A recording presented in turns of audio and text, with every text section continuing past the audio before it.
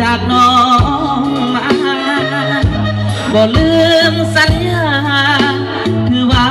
ความรักของเราคิดถึงน้องอยู่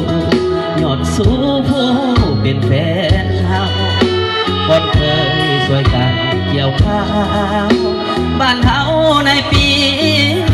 ผ่านมาน้องเอ๋ยบ่เคยลืมคำสาบานอ้ายอยู่เวียงจันทน์เฮ็ดงานทุกวันเลยมาญาติแห่งกันหวังได้แล้วกับเพิ่นมาน้องจงอดใจเถิดหาแก้วตาปวดใจเฝ้ารอออกพรรษาสัญญาว่าจะมาแทนสินสอดแทนเงินแต่งอายบ่มีพอจนถึงเวลานาที่ใกล้มาแล้วน้องเอ๋ยอย่าได้ยอดท้อไอ้ขอเวลาอีกคนปีนี้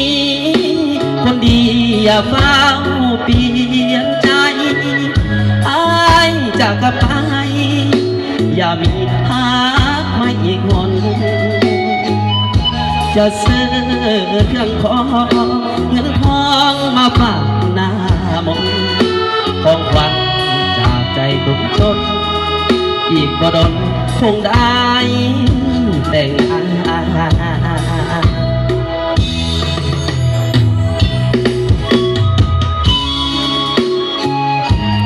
ป่าเขาต้นตากระกิบจับเราจับเดียวสุดป่าเด้อบนจับดีเอาจับตาบนเอาจับหกเด้อพี่ดอกก็เอาเต็มทีเนาะเอาพอดซื้อกันไปเอาจนถึงเวลาอันสมควรต่อพี่ดอกเนาะ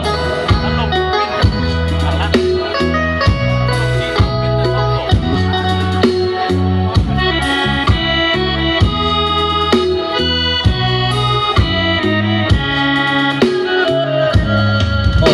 พรรษาสัญญาว่าจะมาแต่งสินสอดแท